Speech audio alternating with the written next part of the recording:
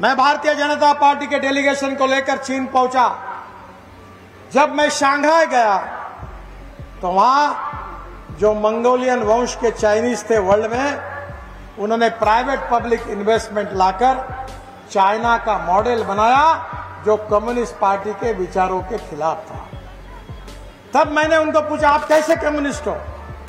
केवल लाल झंडा है, बाकी आपने सब बातें छोड़ दी। उन्होंने कहा, देश के हित में जो होगा वो हम करेंगे। आज सीपीएम और सीपीआई का बैंड बाजा बज गया। पूरे देश में, वर्ल्ड में यह पार्टियां खत्म हो गई। पर मैं मेरे क्षेत्र में लोगों को कहता हूं, कोई भी व्यक्ति उसकी जात, पंथ, धर्म, भाषा और सेक्स से बड़ा नहीं होता, उसके गुणों से बड़ा होता है। और इसलिए जो गरीबी, भूखमरी, बेरोजगारी है, ये सबके लिए है। जिस भाव में हिंदू को पेट्रोल मिलता है, उसी भाव में मुसलमान को मिलता है। जिस भाव में गैस का सिलेंडर फॉरवर्ड को मिलता है, उसी भाव में बैकवर्ड को मिलता है। हमारी बेसिक बातें हैं गरीबी, भूखमरी और बेरोजगारी। अब मैंने तो कहा, मेरे लोगों को 15 साल से कह रहा हूं कि जो करेगी जात की बात, उसको कसके पड़ेगी लात। और मुझे सब जात, पंथ, धर्म, भाषा के लोग वोट देते हैं। और ऐसा भी नहीं, अभी मैं लगातार महाराष्ट्र और देश में घूम रहा हूं। सब जाति के लोग मुझे सुनने के लिए भी आते हैं और मुझे मिलने के लिए आते हैं। 4.5 करोड़ यूट्यूब पर मेरे फॉलोअर्स हैं और 3 लाख रुपए महीने की कमाई होती है मुझे।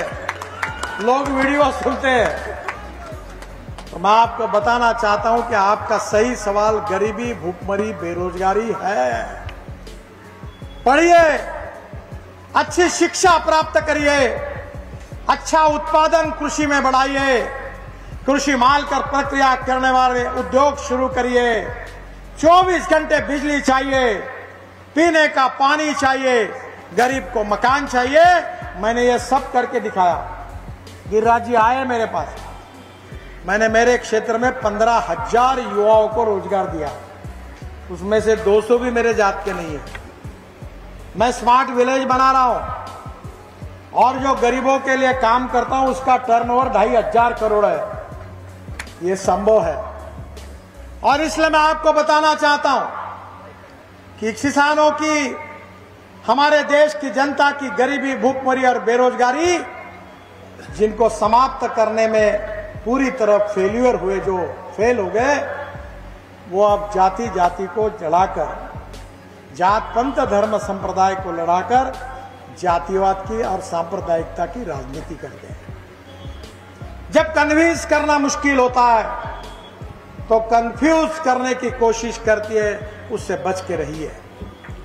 और मैं विश्वास देता हूं कि मोदी जी के नेतृत्व में हम ऐसा हिंदुस्तान बनाना जा रहे हैं जो विश्व गुरु होगा। गांव, गरीब, मजदूर, किसान का कल्याण होगा। $5 ट्रिलियन की इकोनॉमी बनेगी और दुनिया की तीसरी महान आर्थिक व्यवस्था बनेगी। ये विश्वास हमने जनता को दिया। मैं मंत्री हूं, मेरे पास कोई पैसे की कमी नहीं है। मैं लाखों में बात करता हूं।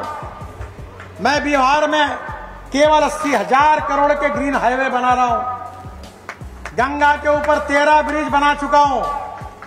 और भी कोई 15 नहीं 25 बनाने होंगे तो मैं बनाने की औकात और ताकत रखता हूं।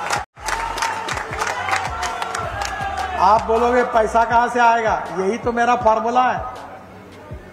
जिसको अध्ययन करना है वो जरूर मेरे पास आए, मैं उसको समझा दूंगा। इस देश में पैसे की कमी नहीं है। इस देश में ईमानदारी से देश के लिए और गरीबों के काम करने वाले नेताओं की कमी है। मैं 50 लाख करोड़ रुपए के काम 10 साल में कर चुका हूं। वो है माइक का लाल कॉन्ट्रैक्टर जो कह सके कि गडकरी साहब से टेंडर मिलाने के लिए उनके घर मुझे मिलना पड़ा। अगर कोई होगा तो कान में बता दो, मैं छोड़ दूंगा सब बातें। हम देश के लिए काम कर रहे हैं, हम गरीब के लिए काम कर रहे हैं, हम किसान के लिए काम कर रहे हैं, हम देश को शक्तिशाली बनाना चाहते हैं। इस विचार के लिए काम कर रहे हैं। और इसलिए बहनों और भाइयों, मैं आपको बताने के लिए आ रहा हूं आप चिंता मत करिए, जितनी मांगे है उतनी कर लो, डरने का काम नहीं है। मेरे पास द्रौपदी की थाली है, तुम जितना मांगोगे उतना दूंगा। 4,400 करोड़ की लागत से 28 किलोमीटर 6 लेन परियोजना, गंगा नदी पर 6 लेन ब्रिज का निर्माण कराया जा रहा है, निश्चित रूप से होगा। अभी लैंड एक्विजिशन अगर पूरा होगा तो चुनाव समाप्त होने के बाद 1 महीने के अंदर कार्य का शुभारंभ होगा, ये मैं आपको बताऊंगा। मेरा डिपार्टमेंट ये 4,400 करोड़ की लागत के ब्रिज को देखकर मुझे बोल रहा था कि साहब गंगा पर इतने ब्रिज बनाए, इसकी जरूरत ही क्या है। बोला जरूरत केवल इस बात के लिए है, इसलिए जरूरी है और ये करना है। तो ये ब्रिज तो हो जाएगा और ये ब्रिज बनने के बाद बिहार में से उड़ीसा, झारखंड, पश्चिम बंगाल दूरी 75 किलोमीटर कम हो जाएगी।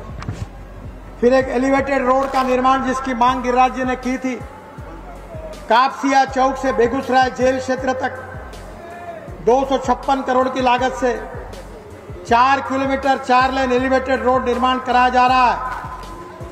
पर यहां मैं आपको बताना चाहता हूं कि NH-31 में जो बीहड़ है उसमें भी एलिवेटेड रोड बनेगा और जिसको बदलने के कारण मैं 200 करोड़ ज्यादा खर्चा करूंगा, वो भी मैंने मंजूर करके रखा।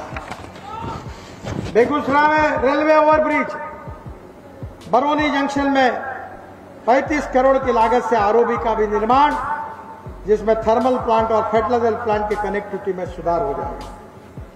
मोकामा में गंगा पर ब्रिज निर्माण, फिर मेरे डिपार्टमेंट ने वही बात कही। मैंने कहा गिरिराज जी ने मांग की है, मोकामा में ओटा से सिमरिया के बीच 1161 करोड़ की लागत से 1 किलोमीटर लंबा गंगा पर रेल सड़क पुल का और अप्रोच रोड का निर्माण भी हो रहा है। ब्रिज के दोनों तरफ 8.5 किलोमीटर 4 लेन सड़क का भी निर्माण किया जा रहा है और इस ब्रिज बनने से सिमरिया, बेगूसराय, इसमें कनेक्टिविटी में काफी सुधार हो जाएगा।